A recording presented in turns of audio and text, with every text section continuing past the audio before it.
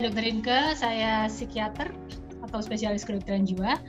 Saya bekerja di Fakultas Kedokteran Universitas Jember sebagai dosen, sekaligus saya juga berpraktik di Rumah Sakit Dr. Supandi, psikiatri. Kalau di psikiatri atau di kejiwaan atau tentang mental health, insomnia itu bisa menjadi diagnosis, tapi bisa juga menjadi gejala. Yang kalau dibilang saya susah tidur nih, itu biasanya dan itu saja, tidak ada statement lainnya. Itu biasanya insomnia yang sebagai gejala. Tapi ada juga insomnia yang sebagai diagnosis dengan catatan ada kriteria-kriteria tertentu yang perlu dipenuhi kalau insomnia itu menjadi diagnosis. Kalau menjadi diagnosis insomnia itu didefinisikan sebagai yang pertama adalah adanya kesulitan tidur, bisa masuk tidur, bisa gampang terbangunnya, atau bisa keduanya, yang itu terjadi selama setidaknya 3 kali dalam seminggu selama setidaknya 1 bulan. Kemudian yang kedua, orang yang mengalami insomnia itu dia bangun pagi itu nggak seger dan dia benar-benar merasa tidak nyaman dengan gangguan tidurnya itu.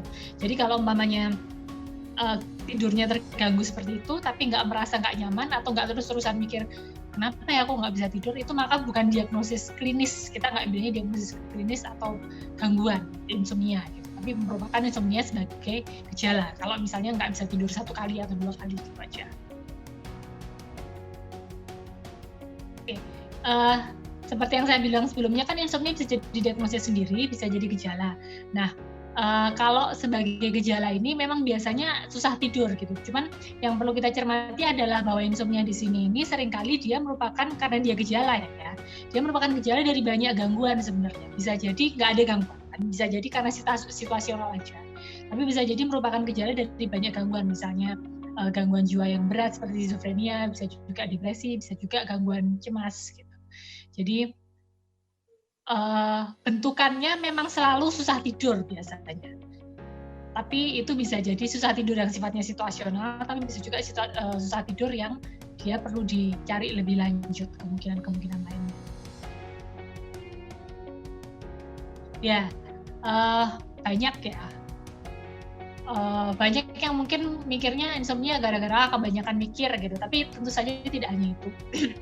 Yang pertama insomnia bisa terjadi kalau kita lagi nggak enak badan. Nggak enak badannya itu bisa yang nggak enak dikit aja atau nggak enak banget gitu. Jadi misalnya pada orang yang mungkin badannya lagi panas, gergesi, gitu mungkin kan juga orang jadi tidurnya nggak enak. Bisa juga orang yang sedang mengalami sakit yang lebih berat seperti misalnya nyeri karena kanker gitu, itu juga bisa kesulitan tidur, bisa mengalami insomnia. Yang kedua adalah penggunaan zat-zat atau substance atau mungkin bahasa gampangnya narkoba gitu, atau yang itu bisa menyebabkan melek gitu. Contoh zat yang bisa menyebabkan melek ya antara lain yang paling sering mungkin kafein ya, atau yang ada di kopi. Kemudian yang termasuk zat lainnya misalnya dari ekstasi atau sabu itu juga bisa menyebabkan insomnia atau susah tidur. Yang ketiga adalah gangguan psikiatri yang lainnya gitu. Jadi misalnya skizofrenia, depresi, kecemasan. Terus yang keempat bisa juga faktor situasional. Jadi misalnya kayak orang habis perjalanan di zona waktu yang berbeda, kemudian seperti jet lag, itu juga bisa terjadi insomnia.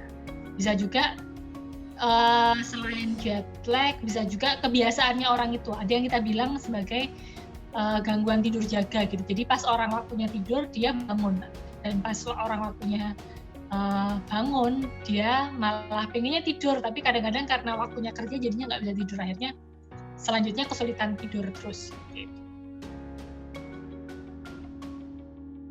Siapa aja bisa ya kayaknya mengalami insomnia.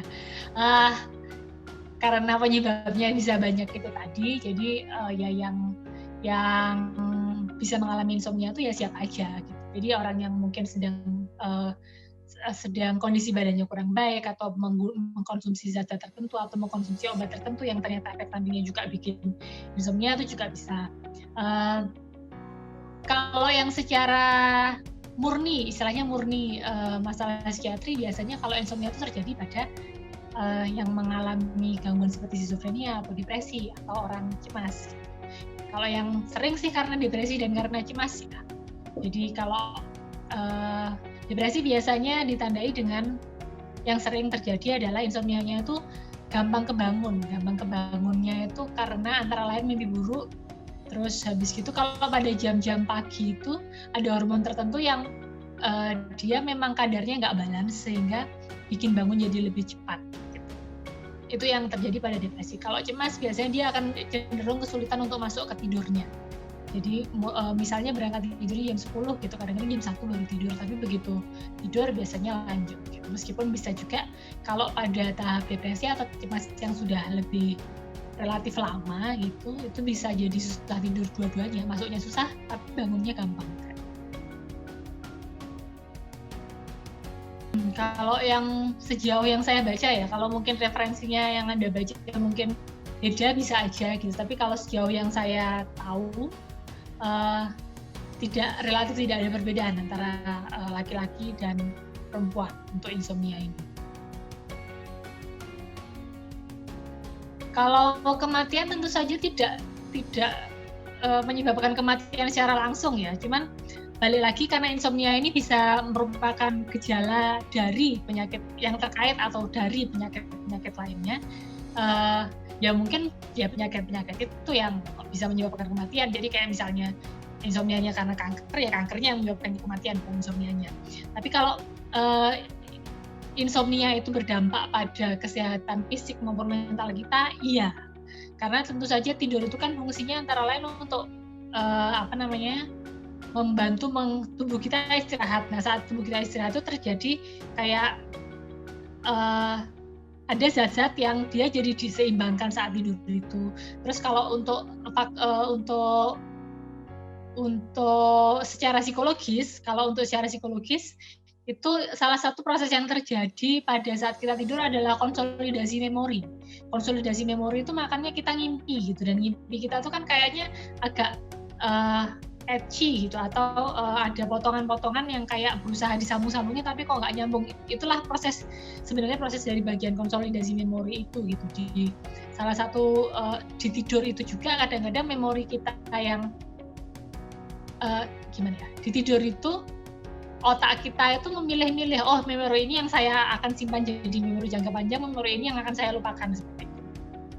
Antara lain proses yang terjadi itu yang penting untuk psikologis. Makanya kalau mamanya orang sulit tidur atau insomnia, salah satu yang terjadi adalah jadi gampang lupa biasanya.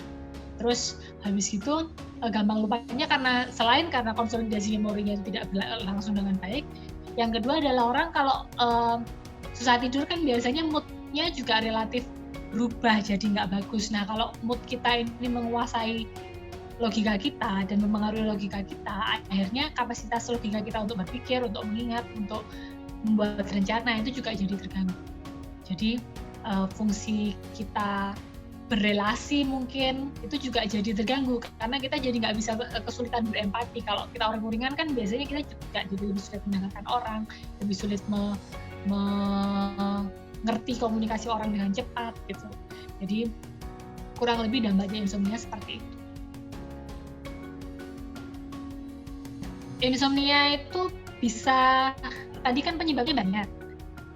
Insomnia penyebabnya banyak. Jadi tentu saja manajemennya atau penanganannya itu juga nggak hanya satu cara.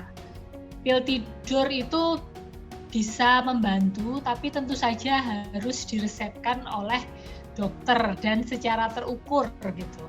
Karena kalau diatur-atur sendiri itu justru nanti bisa menyebabkan kecanduan yang malah akhirnya jadi harus konsumsi pil itu terus gitu, saat sebenarnya nggak harus konsumsi.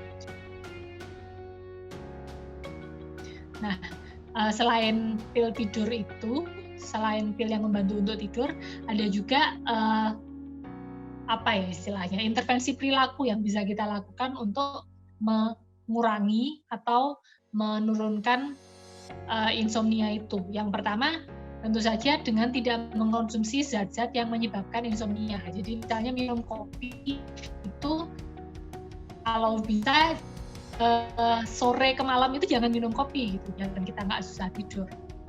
Terus yang kedua, jangan melakukan hal-hal yang exciting di waktu menjelang tidur gitu. Hal yang exciting itu misalnya apa? Main game, main game, apalagi yang strategi, yang perang, yang bikin otak kita itu aktif sekali gitu misalnya. Kemudian hal lain adalah olahraga. Olahraga itu jangan dilakukan dekat-dekat waktu tidur gitu. Terus habis itu makan. Makan itu juga bikin makan menjelang tidur itu juga bikin tubuh kita relatif bekerja lebih keras karena memetabolisme makanan itu gitu. Jadi akhirnya kita nggak bisa cool down gitu. Terus hal lain yang bisa dilakukan adalah dengan mengatur situasi sekitar biar kondusif untuk meningkatkan hormon yang membuat kita tidur. Antara lain dengan mematikan lampu. Selain mematikan lampu juga sunyi gitu, dibikin yang sunyi gitu, lingkungan sekitarnya nggak berisik. Jadi berisik balik lagi mengeksitasi atau membuat kita aktif sehingga susah tidur. Terus hal lain yang bisa dilakukan adalah kita bisa melatih diri kita sendiri itu untuk tidur selalu di jam yang sama dan bangun di jam yang sama. Atau bisa juga ke kasur itu hanya kalau tidur gitu. Karena salah satu yang terkait dengan insomnia itu adalah orang melihat kasur itu sudah mikir gini dulu, aku pasti nanti nggak bisa tidur lagi, akhirnya benar nggak bisa tidur gitu karena mensugesti diri sendiri. Jadi akhirnya ke kasur hanya kalau tidur, hanya kalau mau tidur gitu, atau kalau itu nggak berhasil dipaksa, apapun yang terjadi jam segitu pokoknya berangkat tidur.